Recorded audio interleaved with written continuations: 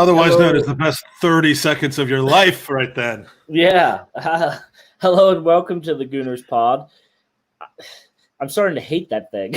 It's so good that it's bad. But, Andy, I'm coming to you live from the Hyatt Regency, Reston, Virginia. Our home is under construction right now. We had to bail out, and so I'm living in style in the President's Suite. Got the upgraded internet, and it's shit. So just already preparing for myself to somehow have to drop off. They gave me like a Prodigy floppy disk and dial-up internet. So we'll see what happens. But today we're very excited. We're making our way through every single ex-Arsenal player that's ever played for Arsenal. Join us on the pod. We're still early on, so I'm not implying that we're getting to you late, Stuart. But what you're really saying is I'm the last one that you really want to interview. You've done everybody else. No, you're at the top of the list, near the top of the list. I think you're actually our sixth. You changed it from the top of the list to near the top of the list. No, you're our sixth. The paper's upside down, Stuart, for him. Yeah, that's true. And you're our sixth ex-Arsenal man, not including Cole Bassett, a former trialist. We tend to specialize in kind of the late 80s, early 90s time frame because, I mean, look at me. I know I'm smoking hot, but I am a middle-aged guy. We're expanding our horizons. So today we have Stuart Robson joining us. Thank you and welcome to the pod, Stuart. Absolute pleasure to be here.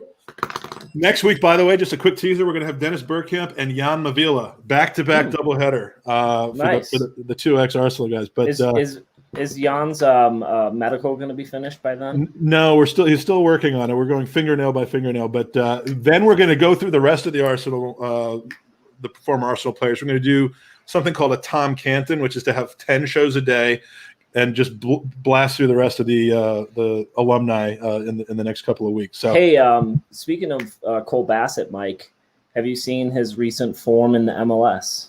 The key word there is MLS. So no, I have Yes. not. Well, so he is absolutely tearing it apart. I think 6 goals and a few assists in the last 9 matches. So if for a defensive midfielder, if Arsenal were interested in him after the trial, they might be looking a little closer now because he's absolutely crushing it. So it's great. Better than Torreira, who they're trying to get rid of.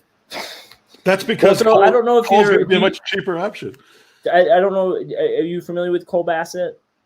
Not really, no. So he's a young 17-year-old from Colorado who plays for the Colorado Rapids. I mean, Stuart, with that pedigree, he's got to be right at the tip of your tongue every day. Yeah. Well, I used to do MLS, but I've now switched to Serie A for the same company. Yeah, so sure. Slight upgrade. So he's a young kid from Colorado that I've gotten to know since he was a 13, 14-year-old playing at the club I used to coach for, and went to the Rapids, youngest Rapids player in history, but he had a trial with Arsenal back pre-COVID.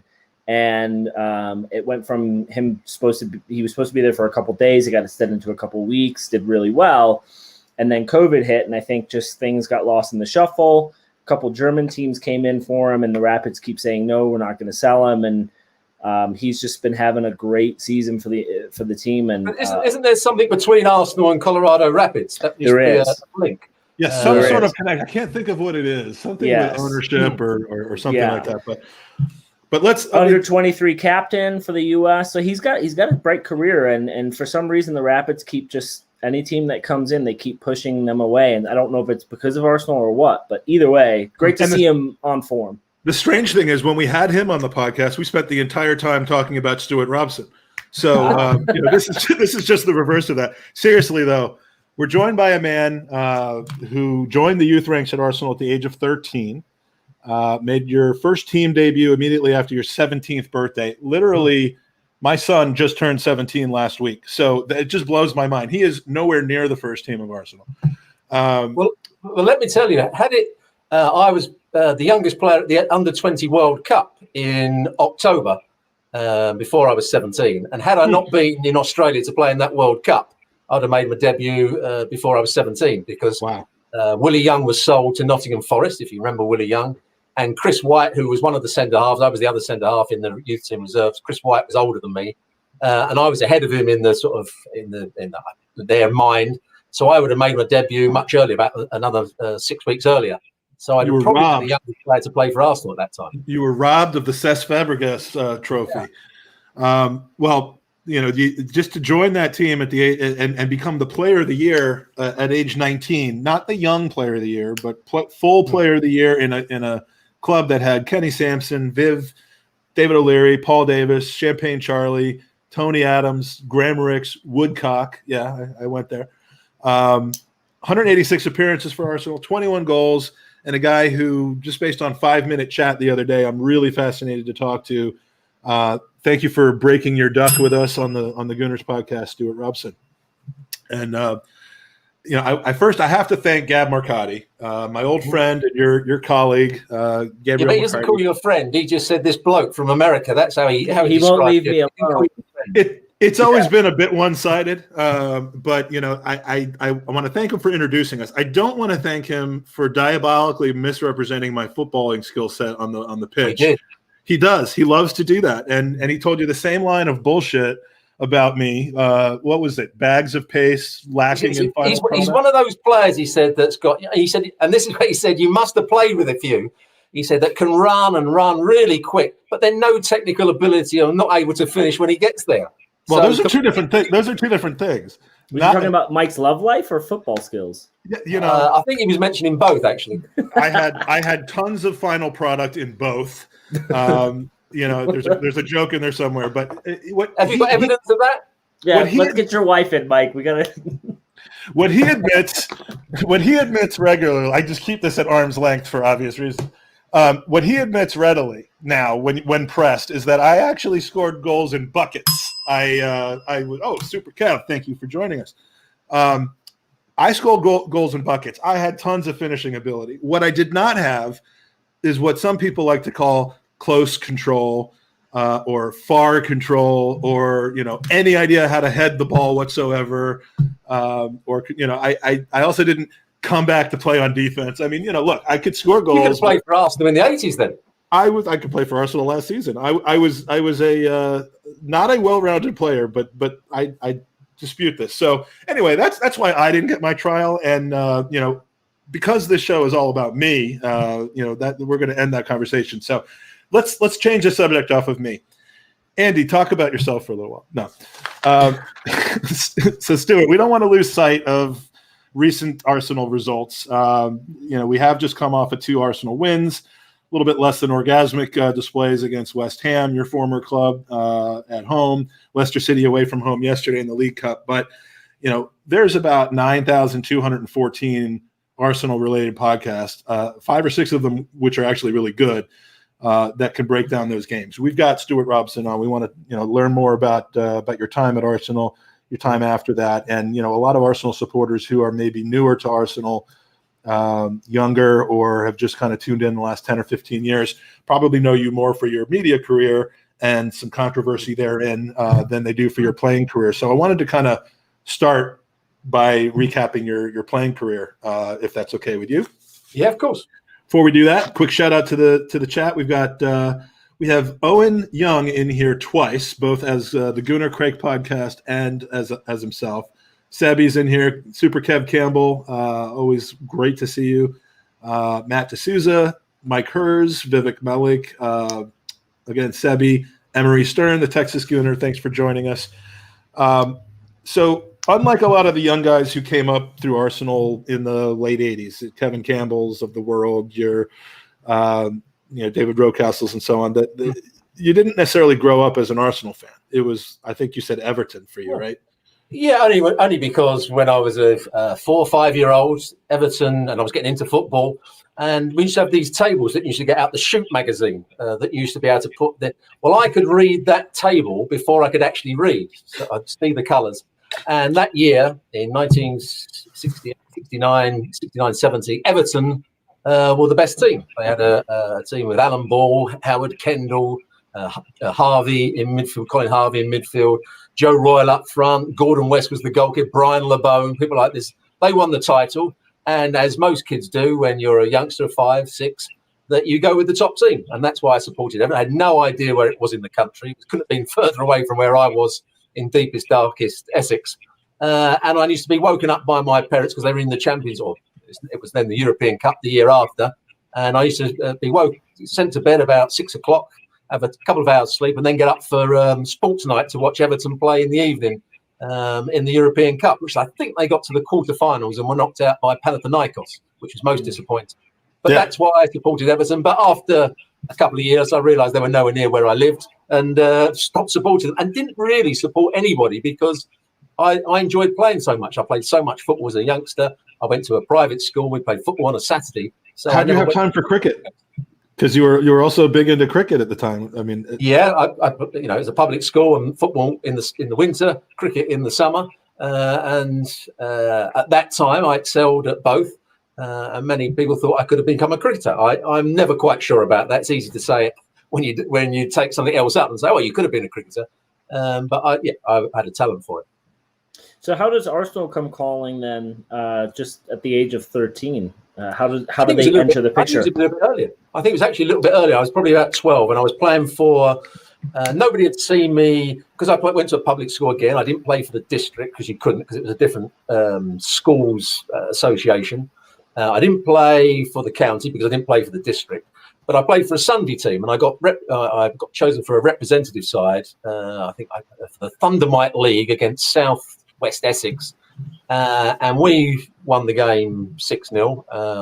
And I scored 4 from midfield, and a chap called Terry Burton was at the game, and he was then a youth team coach at Arsenal, and he went up to my parents and said, "I like what I saw today. It's half term starting tomorrow. We've got some training sessions up at Arsenal. Would your son like to come and train with us in the half term?" And that's what I did. And on the Thursday night, so that was on the Sunday. On the Thursday night, I was captain the under-13 team against West Ham at Chadwell Heath. And nice. And I was playing sweeper and scored 2 goals in a 3-0 win. Andy, you're not going to ask him. You're not going to ask him about the bar mitzvah. Anytime someone joins at 13, I mean, we've talked to people who joined the youth team at 13. I ask, if it was before or after your bar mitzvah. But anyway, that's a different story. So in 1981, you've just turned 17. You mentioned to us off air that it could have come sooner, except you got exiled to the U20 team out in Australia for the tournament. Not an exile, that's actually an honor. But 17 years old, 4 months into the season, you're called up to the senior squad by then gaffer Terry Neal for a game at Upton Park. Andy, this is 1981. Andy, do you think your dad was at that game? Your pop was a West Ham supporter, right? Yeah, I'm just looking at the years because he played youth for West Ham growing up. But I think he would have been 2 years from being a reality. I think he's 10 years older than Stuart, so likely not. But could have been at the match. He's 10 years old. Wait, he's 10 years older than Stuart. No, he can't be. Surely not. No, he's 10 years older than Stuart, but you were born 2 years after he debuted. That would mean that he had you at 12. Yeah, my dad's 65. Okay. All right. Well, look, this isn't that doesn't matter. This isn't a maths podcast. Yeah, that wasn't my intention. So, mind you, at least you said maths and not math. Oh, yeah. Look, this is what the bell is for. I every other word I do is something that you wouldn't normally hear in the U.S. It's just kind of an overcompensatory thing for me, being American. So you're called up. You have a game against West Ham, and this is what we see. Let me see if I can pull this off here. The third one coming out: Dave O'Leary, Kenny Sanson. There I am with hair. And there was Chris White behind me. I like how you changed speed there. That was really cool. Yeah. If you're listening to this on iTunes, we're watching video of the run out onto the pitch, wearing number 2 and starting at right back. Yeah, it was strange because I'd never played at right back before. And then for some reason, Terry Neal and Don Howard thought that Alan Devonshire was going to be their danger man, which he was. And I was the man to stop him playing. I'd always been a centre half at Arsenal at that particular point, or in midfield, but mainly a centre half in the youth teams, or centre back, as you'd say in America, in the youth teams. And then they played right back. And I'd done no work with the back four. I'd done no work. This is in the 80s. There was no structural play. It was just, there you are. You're playing right back. Get on with it. We're going to stop. And you're not bedded in either. It's not like you're called in and you're on a 6-person bench waiting to get the last 20 minutes of the game. There's one substitute, and you weren't it. You're out there. Yeah. And how nervous were you, Stuart? Very. I'm leaving nervous. this comment up for the rest of the podcast, by the way.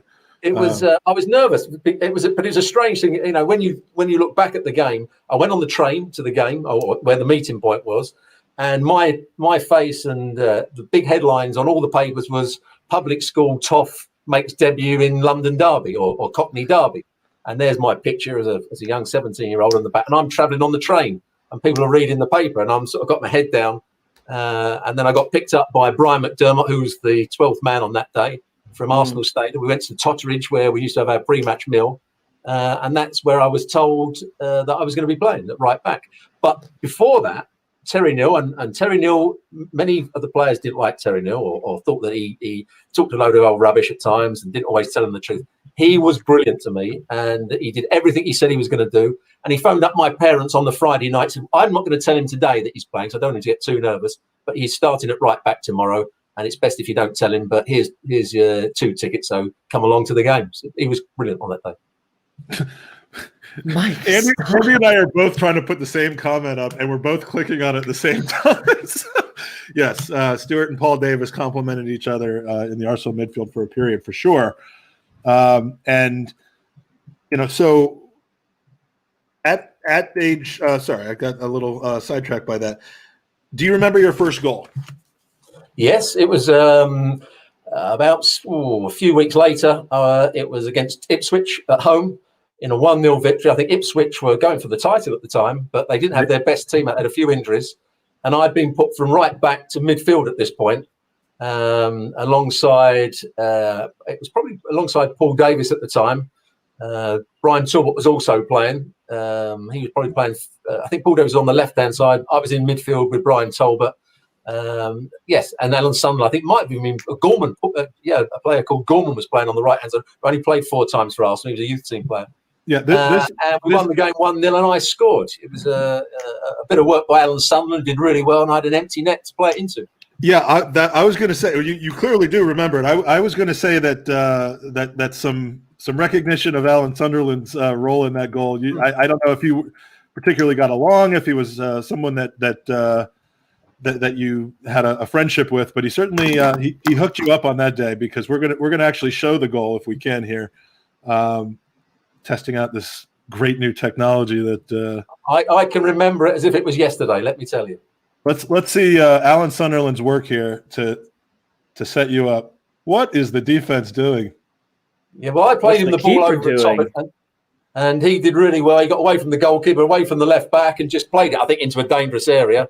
And it was I was in the right place at the right time. Still a bit of work to do. There was a couple of players on the line, but it was a wonderful moment for me, and it won the game as well, which was great news. Yeah, it was a first half game facing the clock end. I always tell Kevin, since he's here, I'll talk about it. I always tell Kevin that I was in the North Bank for his first goal, and I actually remember it because I'd seen his name in the programs, in the game programs, as being on the youth team for a while. So he was probably the first youth player that I had actually seen come through. He not only was he prolific at first team level for the clubs he played for, as a youth team player, he was unbelievable in terms of goals that he was scoring. I was in the first team. We didn't actually go and see the youth team play at the time, but you kept on hearing about this player that was scoring all these goals and 50 goals in probably 30 games. Something like that. I think it was 821 goals he scored one season. Yeah, and he was. I'm talking about youth team football. I think 50 goals in a season. He was magnificent striker. Well, I'm a big fan of goal celebrations. Whether it's the knee slide or I don't love the flip because you can get hurt doing that. But this has got to be one of the best. This is a still shot from right after the goal goes in against Ipswich, who were top of the league at that point. Liverpool ended up winning, but basically just I think there should be a statue of this outside the Emirates, but other people might not agree. Anyway, this was a great moment for you. That was 13th of March in your first season, and from that point you were off and running.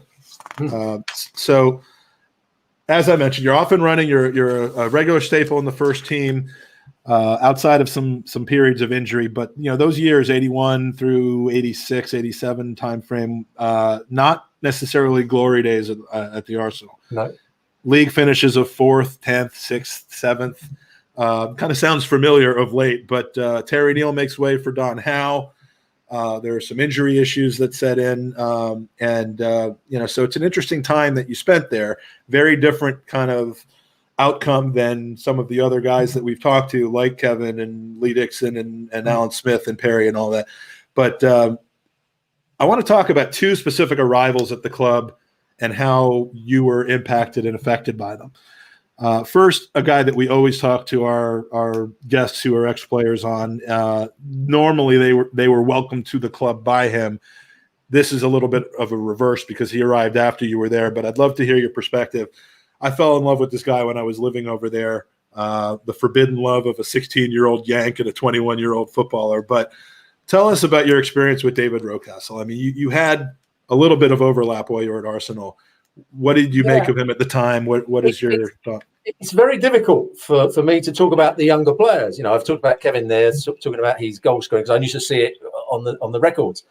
But I've played very rarely with David Rocastle because I was in the first team at a very young age, and I always say this: was never left out the team unless it was through injury. Was never left out the team. And people, when they see that I missed periods of play, say, "Oh, he must have been out the team." No, the only reason I was out the team was through injury. So David Rocastle only ever got in the team in his early stage was when I wasn't playing. I think he might. There was a game I missed, and he came in and made his debut on they shuffled the midfield around a bit because I was playing central midfield, and they brought the right-sided midfield player to play where I was playing, and David Rocastle played out on the right, and he had a very good game. I think it was against Tottenham. He played a very good game early on in the season. And then when I got fit, he would be back out the side. So I didn't play very much with David Rocastle. But you could say, I couldn't tell that he was going to be an excellent player. He had the ability to go past people with the ball. He was powerful when he was running with the ball. He had good vision, and he was a great character. That stood out for him as well. Everybody loved him. The crowd loved him when he started running with the ball and doing the things. So I can't tell you much about his career other than when he got into the side when I wasn't fit. And he played well. When he went back out the side, he carried on playing well in the reserves. And when I left, he got back into the team and became a superstar. So the second person in that is George Graham. He obviously is the 3rd straight full-time manager to go from ex-player to coaching the team. And we know the story of how he overhauled the squad, which for those who played under him. But I have a feeling your experience was somewhat different. Tell us about your 7 months that you shared at the club with George. It was the worst of my career because the previous season it was Don Howe and John Cartwright, who was the England youth coach, who was a big pal of mine or a big fan of mine. Don Howe was a big fan of mine. If ever I was in the side and they lost, he would always say in the papers or to the press, the reason we lost is because we didn't have Stuart Robson in midfield and we lost that, whatever he would say. John Cartwright built the game plan around my energy in midfield to make forward runs, all this sort of stuff. I was in the England squad, or getting in the England squad. I was the runner-up in the Young Player of the Year that season, 1986. Bobby Robson said I was going to the World Cup. And then I got injured towards the end of the season and missed 10 of the last 12 games. And in that time, Don Howe got the sack. Steve Birkinshaw took over. And I was still trying to get back from injury. And I played the last 3 or 4 games and was hoping that when I didn't go to the World Cup, I was on standby. There was 4 players on standby to go to the World Cup. I had to keep myself fit. But I still had this niggling groin strain that would cause me a load of problems. And the reason I didn't go to the World Cup in the back end of 1986 season. George Graham took over. And when it comes to managers, you need to feel... You always have a love for the manager has a love for you. And it happened to me under Terry Neal, Don Howe, John Cartwright, Terry Burton. George Graham came in and I was struggling with this injury. And I didn't play very well in the first 2 or 3 games. And I went with the England squad. I was picked for the England squad to play against Sweden. And I came back from that trip and said to George Graham, I need something doing to my groin. I said, I'm struggling big time. I can't run properly. When I kick the ball, it hurts every time. I can't carry on like this. I've had it now for 6 months. I need something doing. And his question to me was, or his answer to me was, it looks as though you've put England before Arsenal. And I then went back to him and said, But last season, I was picked for 4 England squads, and I could have played, but Don Howe and Bobby Robson said, no, there'll be plenty of other times. Make sure you're fit. So I went, I had the week at Arsenal and played for Arsenal on the Saturday. So I put Arsenal before England. And the only reason I went with England on that occasion is because I was trying to run through it. And I realised while I was away from the club, I can't run through this. I need something doing. I need medical advice. And George Graham took that as I'd sort of snubbed him or gone against what he wanted. I then sought medical advice. I was told that I needed an operation. And while he didn't then speak to me from then till January the 1st, where he phoned me up and said, I've agreed a fee with John Lyle at West Ham for you to go there. And that was the only communication I had with George Graham. But the thing was, Arsenal were doing well. So it was he thought, I can get rid of this player for a lot of money. I think it was the biggest transfer of that season. Because we're top of the table, I'm not going to get abuse off the fans, which he would have done if they were lower in the table. So you joined Arsenal, you said around age 12, and then you get shipped off to West Ham, obviously against your own wishes. What was it like for you then to have to make that move across London? I mean, well, it wasn't against my own wishes. I realised it's hard unless you've actually, and I don't mean this in a way where I'm sort of saying, well, you haven't played, so it doesn't matter. Yeah. When you've been in football, there's certain bosses. If they like you, you can play for them. There's a goodwill factor between you. And suddenly George Graham came in, and I had no feel for him. He had no feel for me. I didn't like what was going on. I didn't like the coach, Theo Foley. So when all this started to unravel, I actually wanted to go. I didn't want to play for George Graham. I thought, and I said to my parents, who were very close to, and my advisors, I can't play for this bloke. I just don't feel right. I don't like what's going on. I don't like the training particularly. I don't like the way that it's sometimes they're messing around in training. I don't like his attitude to certain things. I think it's best if I go. And that's what happened. But I was completely wrong, because George Graham became a magnificent manager and a magnificent coach at Arsenal. Whatever his ways were, it worked for him and it worked for Arsenal.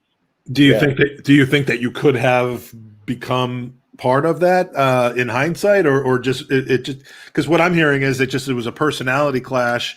Because George Graham didn't get any less like he was when you first started. In fact, he probably got more like that. He shipped more people out, brought more people in with extreme discipline, in contrast to the men that came before him. So, it's easy to look back and say, well, he became incredibly successful and went on to these amazing things. But maybe that still wouldn't have been the best thing for you. Maybe you would have been marginalized in that squad in a way that you wouldn't have liked. No, had I been fit at the start of the season, I was his perfect player to a certain degree. He wanted midfield players that would get up and down, would tackle, would make things happen, would be energetic. That's what he wanted from his midfield players. He didn't want players that were fancy dans in midfield. He wanted high energy, effective players. He made me vice captain when he first took over. And had it not been, we were going away on a pre-season tour, and Kenny Sansom failed to turn up for the pre-season tour, and he was stripped of the captaincy, and I was made captain in Portugal for that trip. And had I been fit and played well in those first 3 or 4 games, there would not have been a problem. It was the fact that he questioned my desire to play, and almost calling me a liar over my injury. And when you've been injured for a long time and you've got a nagging injury and you can't run, you can't do the things you want to do, I felt that was insulting. And that's where the argument started. Yeah, we've seen that in today's game where the injuries are questioned, and that's not a good start to a career with each other. So you win the Player of the Year award at West Ham in 1988. Ultimately, you move to Coventry City and you complete your Player of the Year treble by winning the Player of the Year award there in 1992. I mean, I'm obviously using some public information to get that, but I mean, you got Player of the Year basically everywhere you went. I'll give you some meat on the bones of that. When I went to West Ham the first season, it was back from the operation, so I had the operation at Arsenal. I was getting fit, and I got the phone call from George Graham saying that the West Ham would like you, and they're going to pay this amount of money.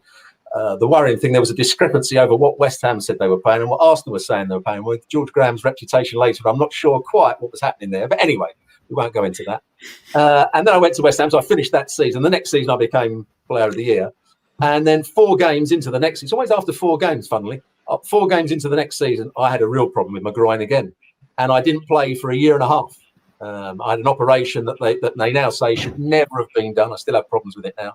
That surgeons would never do it now because they fused my pelvis, and there should be movement in the pelvis. It works with the back. It's got quite complicated, but it should work. They should work together. I had that fused, so I was really struggling. They said I would never play again, and I went off and got my own treatment. I paid thousands of pounds to go to a clinic where all the top athletes were going.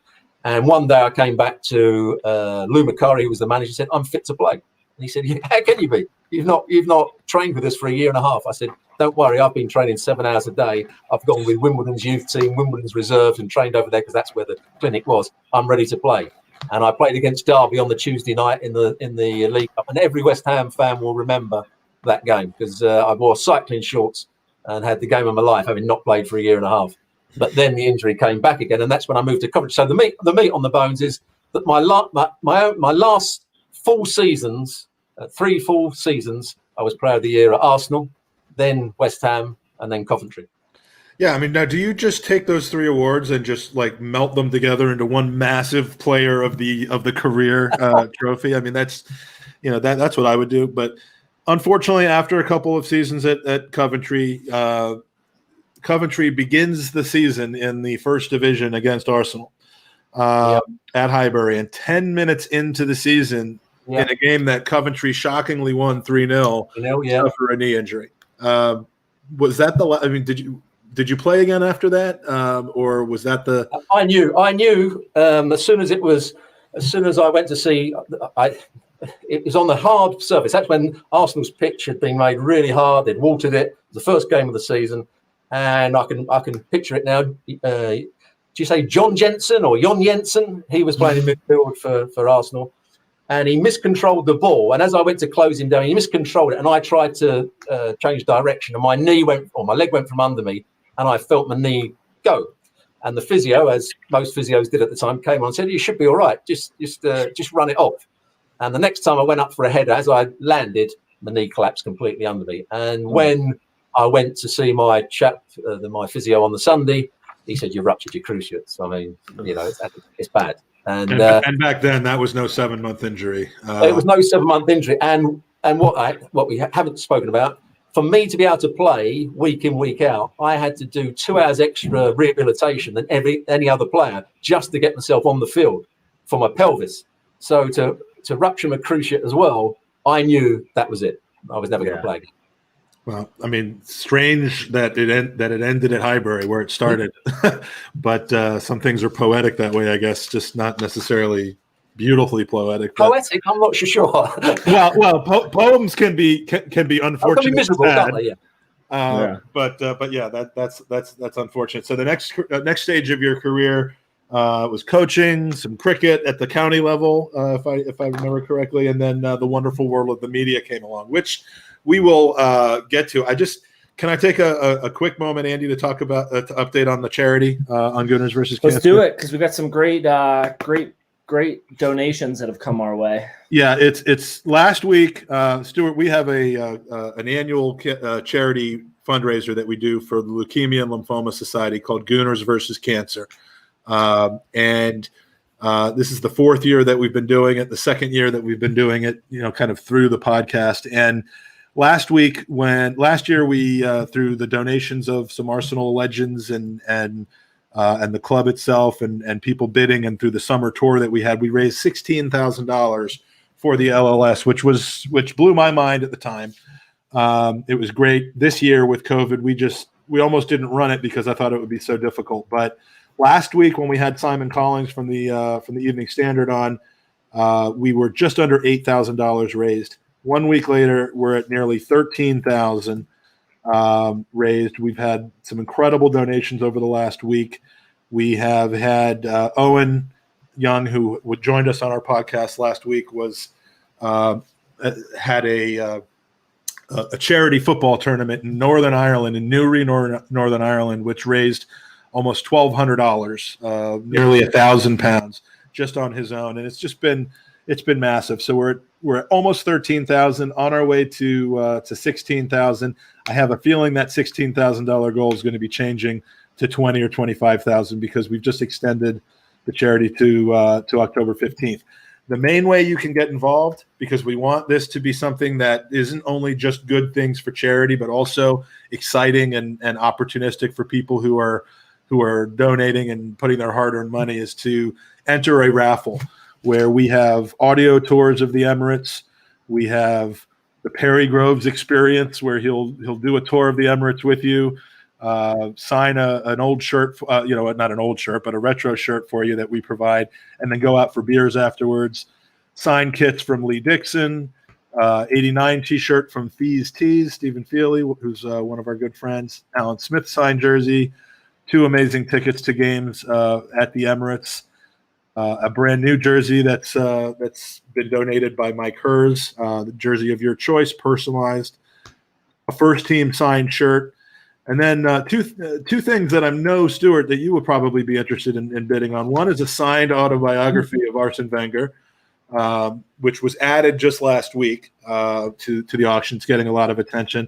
And the brand new item, which is a signed Mesut Ozil jersey. We know that no one will not want. That's vintage already. That's vintage already. No one will not want this. This is from 2018-19. I believe. I would love to say this is a game-worn jersey from the last time he played for the Arsenal, but this is not. It's an actual shirt signed by Mesut Ozil and donated by the Los Angeles Gooners, which is just an amazing donation. Ozil gave one to them so that they could raise money, and they've chosen to donate it to this effort. So there's just a lot of ways to help join it. It's been amazing for me interacting with people online. Probably hundreds of people have DM'd me asking, can I join this? I live in India. I live in Kuala Lumpur. I live in Iran. I had a conversation with somebody the other day who was like, I love this cause, but we're starving in Iran. I mean, it was sad to hear, but it was amazing that the reach gets that far.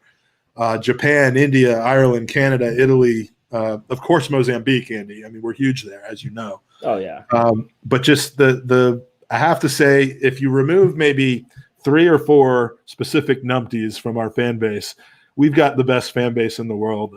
We're neurotic, we're insane, we're pathetic sometimes, ridiculous. But when push comes to shove for something like this, we're family and we support each other. And I've been feeling that big time in the last month or so. So we've got 3 more weeks. We're going to try to smash the 16,000 and see where we can go from there. And just thank you to everybody who has donated items for us to get for charity and just for all the support that we've been getting. It's humbling. So shout out to the chat. We've got Mikey B in here. We've got the aforementioned Owen Young, Kernel of Truth, who likes this video. That's the nicest thing anyone's ever said about the podcast. I mean, it is. Yeah. I mean, nice, clearly stated. Isn't like way over exaggerated. We wouldn't believe him if he said this is the best thing he ever heard. So yeah, thanks for joining us in the chat. Now, we are a show about Arsenal.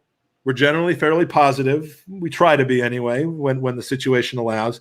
But we also are without agenda. We're interested in what everyone has to say. We know that there's a lot of different opinions.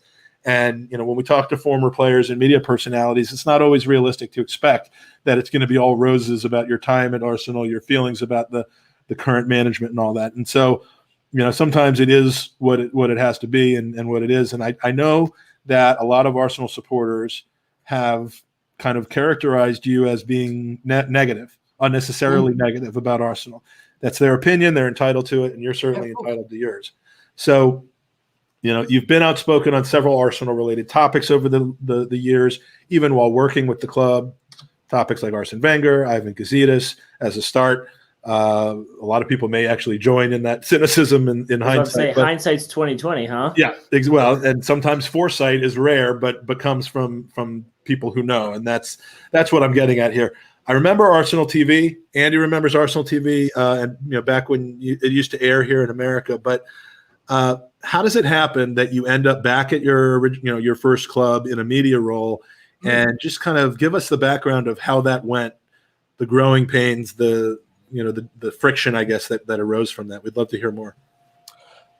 Well, for much of the time, it was a great experience. I mean, it all started when Arsenal were in their last season at Highbury, and I don't know I can't remember his surname, but Richard, who was in charge of the PR at that particular time, wanted asked several players to come back and do pieces to camera that they were going to play on the big screens about their memories of Highbury. And he liked what I said and liked the way I put it across and said, would you be interested in doing a commentary on the Arsenal radio programme? Which I said, yeah, okay, I'll come and do that. He liked that. So he said, would you do the Input Media, a company that I've just put an invoice into them for one of the Champions League games, which is now my 553rd invoice. So I've been working for them for quite a while. And they took me on board as the commentator for the Arsenal TV that went around the world for the games, and then they got the rights to show live shows. And Input Media asked me, along with Dan Roebuck, who was the presenter, and Shovel, who was the celebrity fan, would we do a live show on a Friday night between 6 and 7? And we all jumped at the chance. We enjoyed it, and it went. We thought it went really well. We weren't really tied to the club because the club always used to put on the end of it, this is not necessarily the views of Arsenal Football Club. This is a TV channel done by somebody else. But it was a great introduction for me. I've been working in media for a little while, but it was a great introduction to television and how it works. I was able to do a lot of tactical work on boards. I was doing a lot of producing myself. So it was a great time. It was only after it wasn't anything that I said on Arsenal TV. It was when I was doing games for other channels and when I was writing for the Sunday Telegraph, my editor would say, why haven't Arsenal won the league? What is wrong with Arsenal? So I would have to speak honestly, because if I told him it was all rosy in the Arsenal garden, I wouldn't have been writing for the Sunday Telegraph. I wouldn't have been working for Setanta or ESPN or whoever it may have been. And that's when supporters would ring in and say, well, hang on, he works for Arsenal, but he's criticising Arsene Wenger there. But when he comes on Arsenal TV, he's not really criticising Arsene Wenger. So it's double standards, or he's actually biting the hand that feeds him. And I agreed. I said to Richard in the end, I said, I can't work for you anymore because I've got to have you're 20% of my work. The rest of my work is being honest about Arsenal. I can't be an Arsenal fan blowing the trumpet of Arsenal and everything about Arsenal, because it's not what I feel, and so it doesn't work anymore, and that's what happened. Yeah, I mean, so Arsene Wenger was hired in '96, and I think it's safe to say, even with the most vocal critics of him over the last 5 to 10 years, will generally say that his first 10 seasons were unlike anything they'd ever seen. Clearly, it's no secret that you may not share that viewpoint. And it would be fascinating to hear your viewpoint on Arsene Wenger, the evolution of his career, and ultimately the evolution of your relationship with the club in your second period there, and how much of that was interconnected because of Arsene Wenger. Yeah, I mean, the turning point for me, because I was backing Arsene Wenger when I first went and did the games. I loved the style of football that I saw on the field. I loved what was happening.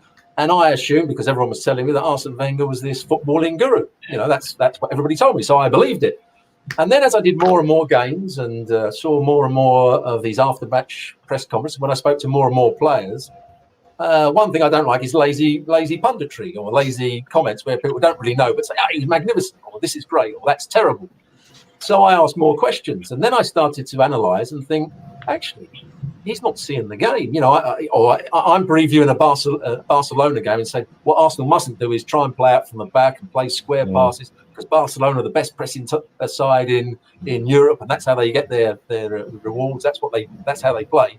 And then I see Arsenal play out from the back, get caught on the ball, and I think Barcelona had 15 chances in the first 10 minutes in the game at the Emirates. I'm thinking, if I can see that, and a lot of people, why can't Arsene Wenger see that? And why isn't he preparing his team ready for what's going to happen on the field?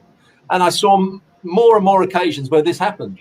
And we were talking off air about the game at Birmingham, when Arsenal should have won the title. 5 points clear, game in hand, go to Birmingham against 10 men, they're 2-1 up, and everything imploded after that because of the way he managed, in my view, managed the team, managed the press, managed the players, and they didn't win the title that year. And my Sunday Telegraph editor asked, why not? And I said, it's because of Arsene Wenger. And everyone went absolutely mad.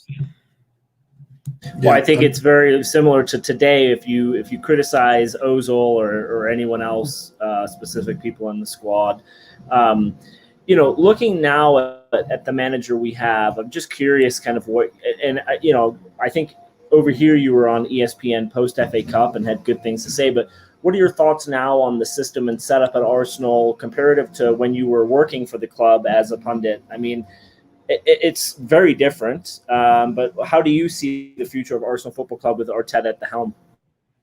I think it's good because I come from I like to think I come from a coaching background. When I'm talking football, I come from my mind is looking at the coaching side of it. I'm not looking at the man management. That's not my forte. Coaching was my forte, and understanding the tactics of why teams are doing what they're doing. And where there's space on the field, what you need to do. And what I'm seeing with Arteta is structure. And every manager and every coach should have, when he goes onto a field, an idea about how he wants to play. And if things need to be changed during the game, I think he can change them. You can't go out with just one game plan. That's the key. That's the key is being able to change to the circumstances. And I everything we've heard and what we feel about Arsene Wenger, just flipping back to him for a second, is that he game planned under the assumption that the other team was going to have to game plan against us. We were not going to have to game plan against them. And I think it really, early on in his career, he got away with that because that was true. Later in the career, it just became easy the week leading up to playing Arsenal. If you're a mid-table club like Wolves or Everton or one of these other clubs, it's fairly easy because you know how they're going to play. They're not going to adapt it. If you're good in the air and you're good off of set pieces, you're gonna have joy, and it just, we always heard Arsene Wenger didn't game plan for the opponent in any way. He did what they wanted to do to play their game, and so there was no real plan B if things didn't go as planned. This is the honest truth. We used to get every so often a player to come on for 5 minutes on the show to talk about the opposition that they were playing on the Saturday.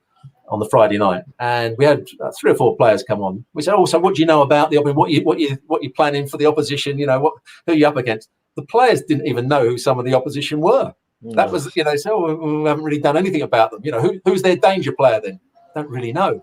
The players and the team hadn't done any preparation for who they were playing against. We're good enough to beat the opposition no matter what we do. And that may have been the case in the early days, but it wasn't the case later on. Yeah, that's a great mindset to have as a professional, right? Where you walk in thinking we have 3 points already, and I'm hoping that Arteta instills that now. But just based off of recent comments, and especially that Aubameyang announcement where he said, "Well, we have to go back and give him a post-match review of what we." It seems as though he's got that also of, hey, here's Plan A, Plan B, and probably Plan C. But having that mindset's great, but you have to back it up at some point. And that's where we saw Arsene falter those last years, was because managers like Jose Mourinho could walk in and say, I know exactly what he's going to do. I'm going to hold him for 60 minutes, and then we're going to counter out of him. And then they always walked away with a 1 or 2-0 win. Or West Brom. I'm going to put, I remember this one game we lost against West Brom where I think they scored off of 3 set pieces. Or something like that, and they knew that if they could get corner kicks, if they could get fouled in our half, they were going to have a good chance of having opportunities. And it's the type of thing you could kind of game plan for if you felt like it. And this isn't meant to be an Arsene Wenger gripe fest coming from us anyway, but that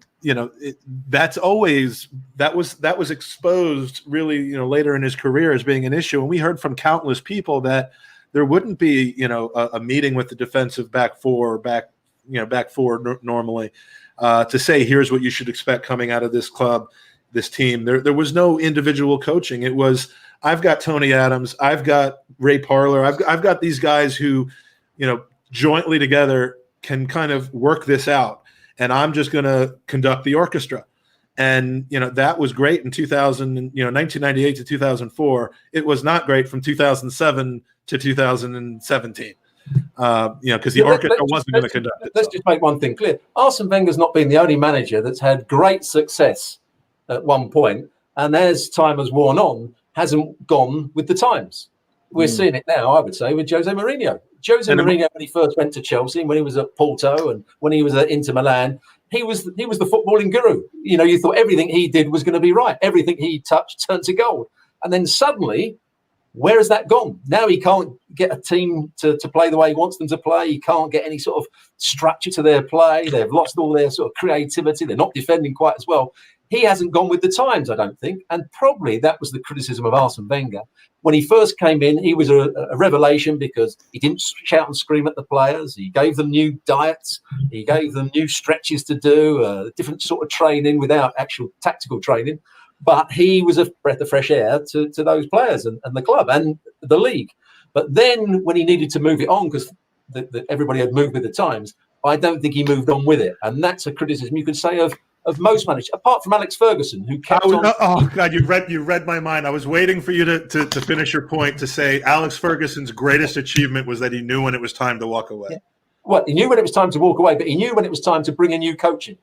Yeah, I was about to say. Alex Ferguson wasn't a coach. He didn't, but he knew the game. He understood the game, and he'd say, "I need somebody to come in and tell me what I need to do now, where we can go, what's the next plan of action, where do we need to change our formation, where do we need to change our tactics to go with the times." That was the brilliance of Alex Ferguson, and that was the downfall, I think, of Arsene Wenger.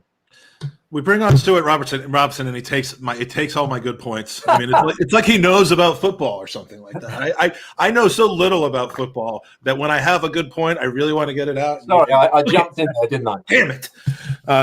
No. Actually, it's nice to hear that you feel the same way on it. And so, anyway, enough scratching myself on the back. I kind of jumped in while you were talking about Arteta, and I wanted to circle back because Andy's question was an excellent one. I mean, there's a lot about the way Arteta is being assigned control and duties and autonomy in the club that is very Arsene Wenger-like. But I don't think I think he draws the best from what he learned from Arsene Wenger and has said, I've got to Mikel Arteta this thing just so that I'm not Wenger 2.0. Are you seeing that he can be a very different source, a very different influence over this club? When you're a coach, a brilliant coach and a brilliant manager, which Arteta may be now, he may be even better in the future. You have to know your strengths. What am I good at? What can I go and influence the side on? Maybe he's a great tactician. Maybe he's a good man manager. But there'll always be things as a coach or a manager that you're not quite so good at. And what you then have to do is make sure you get people around you to complement what you're not so good at. And that was, again, another fault of Arsene Wenger because he didn't like anybody telling him that he was wrong. And that's why Steve Bold didn't have an influence. Pat Rice was the ideal number two because he didn't ever criticise him or challenge him. That's a problem. Whereas I think Arteta has realised where he may be slightly weaker. I don't know what that he knows what it is. I don't know what it is, and nobody would know. But he's brought people in probably to make sure that they cover what he's not quite so good at. And that's the sign of a brilliant manager. And Arsene Wenger may early in his career have had experience being the number two, but certainly at Monaco and Japan here, I mean, there was none of that. Arteta comes to us from a role where he was an apprentice to an incredible manager. And Andy, I have finally, 2 years after you, watched the Amazon Prime All or Nothing with Manchester City. I've been binging that over the last week or so. I hate watching other teams do well. I've been just drinking and soaking in the Tottenham one because of obvious reasons. But the City one I couldn't watch for a while. I've watched it now, and just seeing Mikel Arteta just constantly looking at. I mean, he was there to study. He was there to learn, and you see it in. I mean, he knew he wasn't getting that job anytime soon, but he's constantly looking at what's his name? Guardiola. Yeah, he's looking at Guardiola. He's studying. He's kind of ingesting it all. He's picking his spots where he's going to start to influence. He's and I just never realized how much of an apprenticeship it really was, and seeing that shows that, and I think that's a valuable experience. Yeah, but I also think Arteta also served a lot as Pep's plan B. When things weren't going his way, he would always turn and there would be a consultation, and then Arteta would get up and go and bark orders, and you would see City change. Now, obviously, we don't watch as many of those matches, so we don't know if they improved or whatever. But yeah, I mean, there were a lot of times, I don't know if you've seen the series, Stuart, but there were just a lot of times where I think Pep did turn to Arteta for assistance as well, which was great. And then if you look at, someone tweeted it earlier, and I was trying to find it when we were just chatting, like the recent defensive record of Arsenal of one or less goals in the first however many matches under Arteta. I mean, we would all say under Arsene's last couple of years, under Unai, the defense needs to get sorted out. If you look at the defensive record now with ultimately a lot of the same players, it just looks a lot better. And so I think Arteta is doing a great job, as Stuart said, of maybe he can't identify where his strong points are or weak points are, but he's bringing people in that can identify those and say, you need to work on this. And I think if Arsene in the last couple of years of his career had bought back or brought in better coaches, he maybe would have extended that, but he just wouldn't do that. You're right to a certain degree, Andy. But remember, this was a telling point. He brought in Steve Bold was promoted, not by Arsene Wenger. He was promoted by the board to be Arsene Wenger's number 2. Mm-hmm. And Arsenal, I think they played Liverpool away and won 2-0. And then they beat somebody else and didn't concede a goal. And the press said to Arsene Wenger, Steve Bold's had a really good influence on the team, hasn't he, in these first 2 games? And Arsene Wenger went mad with the press and sort of said, no, I do the coaching. It's nothing to do with Steve Bold. The very next week, I mean, you're almost throwing your number 2 under the bus there and sort of distancing yourself from him. And then the very next week, they lost at home to Chelsea, 2-1. And Arsene Wenger's first one, what are you going to say about Steve Bold this week then? And you think, how on earth can you have a working relationship when you're having a go at your number 2 in public? Right. Yeah. Vivek Malik asks, and I think we've kind of this is where I have to go. I can't be seen right now. How do you see Arteta's coaching evolving as the time progresses with more responsibility, meaning the ability to quickly adapt and change against what you discussed with Arsene Wenger? I mean, I think we've kind of as a community of 3, we've answered that question mostly, but safe to say that you see him as being a little bit more flexible in game and I guess from one week to the next. Yeah, I think the players, when they go out on the field, this is what I always say about, if you're a coach or a manager, the players need to know what they're meant to be doing when they go out on the field, what the game plan is. And I think Arteta has got that. Yes, occasionally when things aren't going your way, you're going to have to change things and say, right, you tuck in here and don't go so wide. When they play that down the left-hand side, he might say to Maitland-Niles, whoever's the left wing back, don't keep coming in field, just stay there and defend whatever their right winger. But in the main, the players need to know what the philosophy is, what the game plan is, because the worst thing for a player is if you're told one thing 1 minute and the next minute, no, don't do that, do something else. That's when the players go, hang on, does he know what he's doing? And I think Arteta has shown that he's got a game plan that he's sticking to. But if things start to go slightly wrong, they just change slightly. Not a great deal, but they change slightly just to improve things. Yeah, and Joe Pugh, who was one of our winners last year he actually had an Alan Smith jersey. He was selected as the winner by Ray Parler in Denver, and clearly since then hasn't picked up a razor since then because he was. You sure it's not Alexi Lalas in disguise? Seriously, right? I mean, he was clean shaven last year when he won this, and this was a little over a year ago. So I think he is going for that Alexi Lalas look, but and he also thinks that Andy nailed something, which lowers Joe's credibility. But in any case, the comments about Ivan Gazidis, I don't think anyone would disagree with you now, but let's just say there was, let me bring this up, a little bit of a hubbub about Ivan Gazidis. And this was a point at which in 2018, the club had just, I believe, come out and said, he's not going anywhere. And like 8 weeks later, I think he went to AC Milan. But do you regret anything you said about Ivan Gazidis? And really, what did you say? What was your experience with Ivan Gazidis at the club? I can't remember what I actually said, but what I remember was that when he first came to the club, I had a very, very good friend called Sam Rush, who was head of Wasserman's at the time, the agency. And he had dealt a lot with Ivan Gazidis, and he said this chap is giving his CV way higher than it really is. When I deal with MLS, Ivan Gazidis is way down the list of people we deal with. And Ivan Gazidis was almost trying to say he was the main man. And then I looked at his CV and other things he was doing. He was chairman of this and an advisor on this. And I'm thinking, really, he should be concentrated on Arsenal, making sure that they're better. And I don't think he was ever in control of Arsene Wenger. And a chief executive should have been in control of the manager, where it was the other way around. And I just didn't believe anything that was coming out of his mouth at times. He was saying what he thought the fans would want to hear, what the club would want to hear. But I don't think he actually got anything done. Yeah, and I think part of your comments had to do with the wages that were paid. I think that's borne out to be true.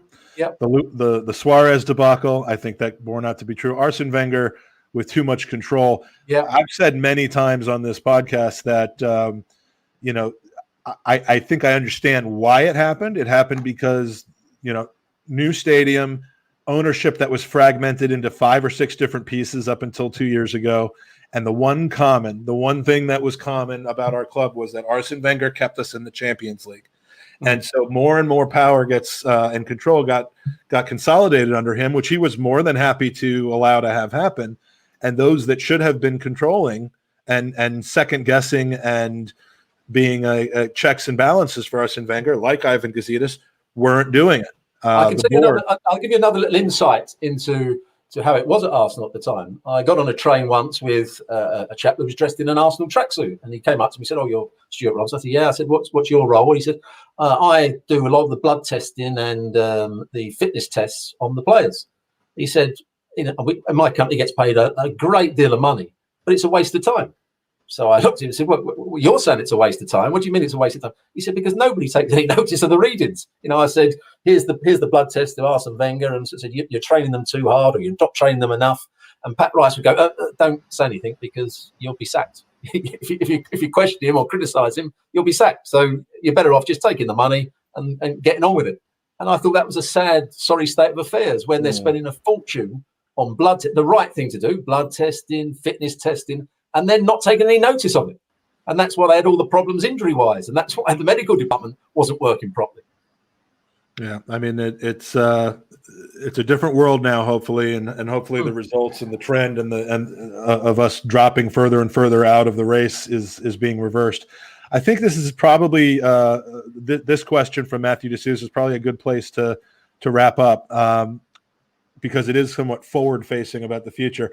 Which of the Arsenal youngsters currently are you most impressed with and why? Nketiah, Saka, Willock, Nelson, Holding. I'm going to add in Martinelli to that. I don't think we could consider Gabriel or Saliba in that category, not because of their age, but because they've barely played for Arsenal. So is there anyone that really catches your eye or any multiple of our young players that are coming through that catch your eye as being a superstar? Well, I said earlier on in the season, or right at the beginning of the season, I think Gabriella Marcotti asked me who was the best youngster.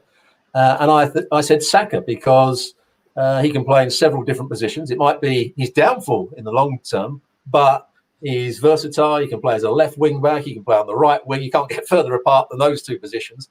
And he seems like he's got plenty of pace. He can see a pass. He can go past people with the ball. He seems to be a good character. And just to prove the point about when players get injured, they get forgotten, Martinelli wasn't on that list, as you quite rightly mentioned. He's an exceptional player. Was towards the end of last season when he was playing in the Europa League. He looked a brilliant player. He looked to have pace. Again, intelligence, made the right sort of runs, a good finisher. So I think he'll be a player for the future as well.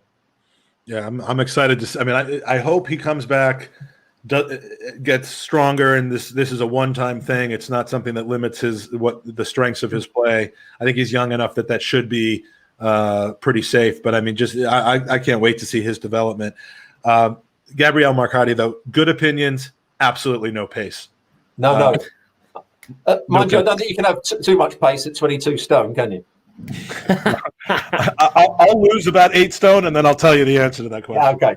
But he's certainly 8 feet tall as well, and that doesn't help in the pace department. So, Stuart, man, we've covered. You've said it all. We've asked it all.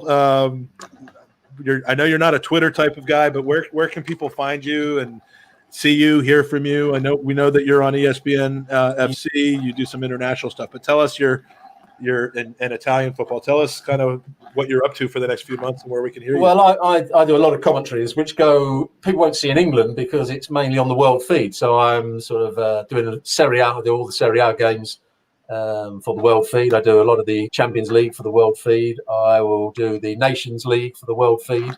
I'll do some European games for BT, and do ESPN shows on a regular basis. I have a contract with ESPN, and I'm going to be doing the European Championships for ESPN with John Champion, with the commentary team, to go around Europe. What a name for a broadcaster, John Champion. But it sounds even better when you say it with an American accent. John Champion. Champion. I would rather be Jean Champion. Yeah, that would be better. But I mean, it's a perfect name for a broadcaster. But the one last question I did forget to ask you: is this still the case, as far as you know? Has there been any discussion? Is there any interest in your part to even discuss this with us or with Arsenal? When they say that they by this, I forget that we have people who just listen to the podcast and don't watch it. But there's apparently a ban from the Emirates, which only you and I apparently have against us. I'm not sure there is all that happened once is I've been doing things at Arsenal for ages, and then the Premier League asked me to go and do a piece about a sign-in or something, go outside the ground, and we were ushered off the premises and said, no, actually, you can't come in. So, and then when I went back 2 or 3 weeks later, I got the same answer. So I presumed that I was banned from the ground. Man. I don't think that's the chiswick anymore. It's no hardship to me. Let me say, most of the commentaries I do are from booths in Hammersmith or Chiswick and places like that. So rarely do we go to the games. And most of the things that I ingest is booze. So I think we have more in common there. Where's your book deal? Because we want a signed book for our auction, for our raffle next year after that. You certainly have stories to tell. I have a lot of stories to tell. I'm not sure that it would sell particularly well, because usually you sell it to the people that to the clubs where you used to play. I'm not sure the Arsenal people would be buying the book. I don't know. I mean, these days books. It would be an interesting book because I'd come from a completely different angle. It would be, about the mental side of sport, the pressures that you're under when you play sport, what that makes you do, what the things that nobody would ever talk about in terms of football is the biggest bullying culture you'll ever come across. From coaches to players, players to players, it's fans to players. I think American football might have that mentality from an internal standpoint, not necessarily the fans to players. It's a bullying culture, and no one would ever admit it. But it's a massive problem in football, I think. Well, I would be fascinated to see a book from you because of your perspective and opinions on it. So that's our recommendation. Andy, anything else you want to? No, thank you so much for coming on. It's been great, and hopefully we can have you on again soon to kind of chat a little bit deeper into the season. Well, we can chat when Arsenal win the title, which all Arsenal supporters think is going to happen at the moment, don't they? No, I'd say it's probably they either think it's going to happen or they think it's ridiculous that people think it's going to happen. Yeah, one or the other. But we'll see. We'll let a few months go by and see where we are. But Stuart, thank you so much for joining us. Absolutely pleasure. Really enjoyed it, guys. Really enjoyed it. And